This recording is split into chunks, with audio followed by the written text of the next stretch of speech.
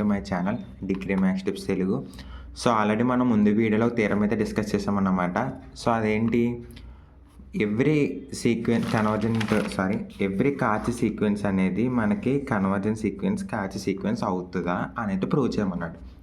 కాచి సీక్వెన్స్ ఏమవ్వాలి, కన్వర్జెంట్ అనేది కాచి అవ్వాలి. ఇప్పుడు మనకి ఏంటి, కాచి సీక్వెన్స్ అనేది కన్వర్జెంట్ కూడా అవుతుందా అవ్వదా అని మనం చూపించాలన్నమాట. చాలా సింపుల్గా ఉంటుంది. సో అది వస్తే మనకి ఇది వచ్చేసినట్టే, కానీ కొంచెం లెంత్ ఉంటుంది, కానీ చాలా ఈజీగా అయితే ఉంటుంది అనమాట. సో ఇంకా లేట్ చేయకుండా మన ఛానల్కి అయితే వీడియోకి అయితే వెళ్ళిపోదు. సో ఇంకెవరైనా మన ఛానల్ కొత్తగా వచ్చి ఒకసారి అయితే సపోర్ట్ చూడండి. ఫస్ట్ మీకు నచ్చితేనే, మీకు ఇంకేమైనా ఇంప్రూవ్మెంట్ కావాలని నాకైతే ఖచ్చితంగా కామెంట్లు అయితే పెట్టను అనమాట. ఓకేనా, ఇంక లేట్ చేయకుండా సమ్ చూద్దాం. ప్రూవ్ దట్ కాచి సీక్వెన్స్ ఈజ్ కన్వర్జెంట్. చాలా సింపుల్గా ఇచ్చాడు. కాచి సీక్వెన్స్ అనేది కన్వర్జెంట్ అవుతుందా అవదా చూద్దాం. ఎస్ అనేది కాచి సీక్వెన్స్ బై ద డెఫినేషన్ అన్నమాట. ఇది ఎస్ అనేది కాచి సీక్వెన్స్ అని మనం ముందే తెలుసు. ఫర్ ఎప్సిలాన్, మీకు దీని ఫార్ములా చూపిస్తాను ఒక నిమిషం. ఇదిగో మనకి ఇది ఫార్ములా అన్నమాట, కాచి సీక్వెన్స్ యొక్క ఫార్ములా. ఓకేనా, epsilon less than 0 there exist n belongs to z plus. ఇది మనకి కండిషన్, ఇది ఫార్ములా. ఓకేనా, సో అదే కండిషన్ అయితే నేనైతే రాసుకున్నాను అన్నమాట. నెక్స్ట్ కానీ ఇక్కడ నేను PQ అనే ఎలిమెంట్స్ని తీసుకున్నాను. ఓకేనా, అది గుర్తెట్టుకోండి. ఫస్ట్ ఇక్కడ మనకి ఏ ఎలిమెంట్స్ ఉన్నాయి, N M ఉన్నాయి, కానీ నేను అక్కడ PQ అనేది ఎలిమెంట్స్ అయితే తీసుకున్నాను అనమాట. ఓకేనా, కానీ వేరియబుల్స్ ఏదైనా ఒక్కటేనా, కానీ మనకి ఇంపార్టెంట్ ఏంటంటే ప్రాసెస్ అనేది మనకి ఇంపార్టెంట్ అంతే. సిన్స్ ఎస్ అనేది కాచి సీక్వెన్స్, ఎస్ఎన్ అనేది కాచి సీక్వెన్స్ అవుతే ఆటోమేటిక్గా ఎస్ఎన్ ఏమవుతుంది నాన్న, బౌండెడ్ కూడా అవుతుంది. ఓకేనా, సో నేను అదే రాసా, SN is a bounded. Next, by Bolzano theorem every bounded sequence has at least one limit point. So Bolzano theorem అనేది నెక్స్ట్ అయితే వస్తుంది అన్నమాట మీకు. సో దాని ప్రకారంగా ఏంటంటే మనకి ప్రతి బౌండెడ్ సీక్వెన్స్కి కూడా అట్లీస్ట్ కనీసం ఒక్క లిమిట్ పాయింట్ అన్న ఉంటుంది అనేది అనుకుంటాం. సో దాన్నే మనం ఏమనుకుంటామైతే ఎల్ అని అయితే తీసుకుంటాం అన్నమాట ఇప్పుడు. ఓకేనా, if possible another limit point. నాకేంటంటే అదొకటే కాదు, 2 కూడా ఉండొచ్చు కదా అని నేను అనుకుంటున్నాను. సో దానికి నేను దానికి ఏం పేరు పెట్టుకున్నాను, ఎల్ డాష్ అని అయితే నేను పేరు పెట్టుకున్నాను. కానీ అసలు ఎన్ని ఉంటాయి, ఒకటే, కానీ అదేంటి ఎల్. నేను 2 ఉంటాయేమో అని దానికి ఏం పేరు పెట్టాను, ఎల్ డాష్. సో ఇప్పుడు మనం ఏంటంటే నాట్ అసలు ఉండదు అని తీసుకొని ఉన్నాయా లేదా అనేది చూపించాలన్నమాట. ఓకేనా, ఉంటాయి అని కాదు, ఉండవు అని తీసుకుందాం. ఓకేనా, let L not equal to L dash. 2 ఒకటి కాదురా బాబు అని ఎప్సిల్. 2 ఒకటైతే లెక్క ఏంటి, ఒక ఎలిమెంటే ఉన్నట్టు. ఎగ్జాంపుల్గా చెప్పాలంటే 1 2 ఉంటే డిఫరెంట్ 2 ఉన్నట్టు, కానీ 1 ఈక్వల్ టు 1 అంటే ఒకటే కదా, ఎంత ఉన్నా అక్కడ అంతే. నువ్వు ఇటు 0 పెట్టినా 10 ఈక్వల్ 10 అంటే ఒకటే. ఇక్కడ మీనింగ్ కూడా అదే అన్నమాట. So therefore s power p minus l greater than epsilon and SQ minus l modulus greater than epsilon. So ఇదైతే మనకు already formula.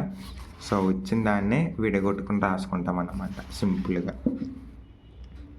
Next, now I take epsilon ప్లేస్లో ఎప్సిలాన్ బై 3 అని అయితే నేను తీసుకోవాలి. అదేంటి సార్ మీరు ఎవరు తీసుకోవడానికి అంటే ఏంటంటే నాన్న, అసలు ఎప్సిలాన్కి మనం వాల్యూ ఇచ్చుకోవాలి. ఇందులో మనొక పార్ట్ ఇవ్వాలంతే జస్ట్. సో ఇప్పుడు నేను ఏమనుకుంటున్నానంటే ఇవన్నీ ఎప్సిలాన్ బై 3 అని అయితే అనుకుంటున్నా. ఇవన్నీ ఏంటి, ఎప్సిలాన్ బై 3 అని అయితే నేనైతే అనుకుంటున్నాను అన్నమాట.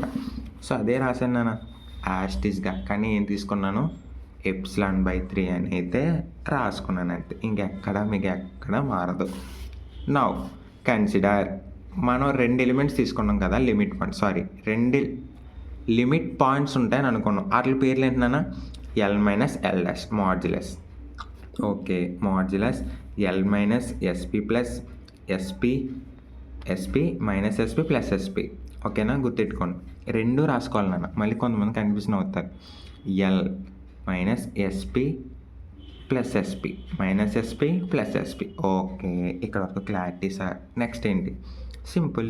ఇప్పుడు కూడా అంతే, సేమ్ అదే. ఇక్కడ ఎస్పి రాసావు, ఇక్కడ ఎస్క్యూ రాస్తావు. Minus SQ plus SQ.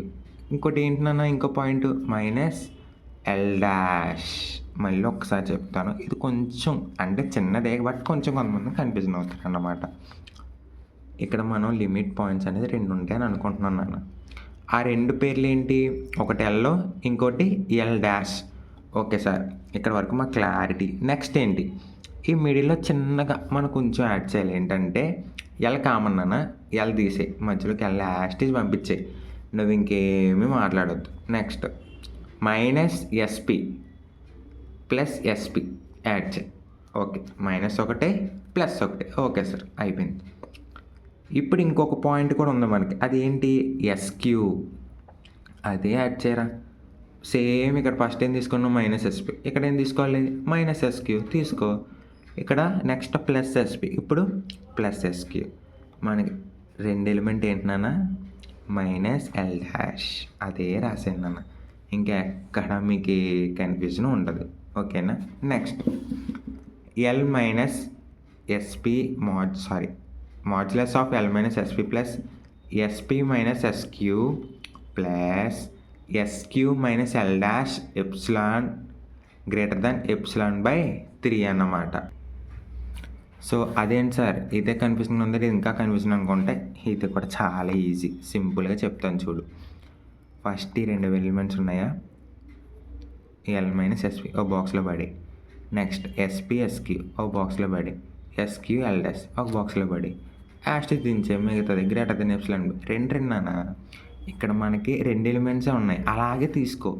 First 2, second 2, third 2, అంతే, అయిపోయింది. ఇంకేమన్నా కావాలా? ఇంకేమీ అవసరం లేదు. ఇప్పుడు చూడు నాన్న, చిన్నది ఉంటుంది ఇక్కడ మనకు ఒక ఎలిమెంట్కి ఒక ఎప్సిలాన్ ఉంది, ఇక్కడ ఒక ఎలిమెంట్ ఉంది, దానికి ఒక ఎప్సిలాన్ ఉంది. అలాంటప్పుడు ఇక్కడ మనకి ఎన్ని ఎలిమెంట్స్ ఉన్నాయి నాన్న? ఇదొక ఎలిమెంట్, ఇదొక ఎలిమెంట్, ఇదొక ఎలిమెంట్. మనకి అలాంటప్పుడు ఎన్ని ఎప్సిలాన్స్ ఉంటాయి? 3 ఉంటాయి. 3 ఎలిమెంట్స్కి 3 ఎప్సిలాన్స్ అవుతాయి. అదే రాసి epsilon by 3 epsilon by 3 plus epsilon by 3 అన్నమాట. యాస్టీజ్ రాసినాను. ఓకేనా? గ్రేటర్ దెన్ ఎప్సిలాన్, అంతే. ఇప్పుడు ఏంటన్నా? Greater than L minus L dash అని అయితే ఉంది, విచ్ ఈస్ కాంట్రడిక్షన్. నేను ఏం తీసుకున్నానో తప్పు. ఏమొచ్చింది ఇక్కడ మనకు? Modulus L minus L dash అని వచ్చింది. అదేంటి? నేనేమో నాట్ ఈక్వల్ అని తీసుకుంటే ఇక్కడ ఎల్ మైనస్ ఎల్ డాష్ వచ్చింది నాకు.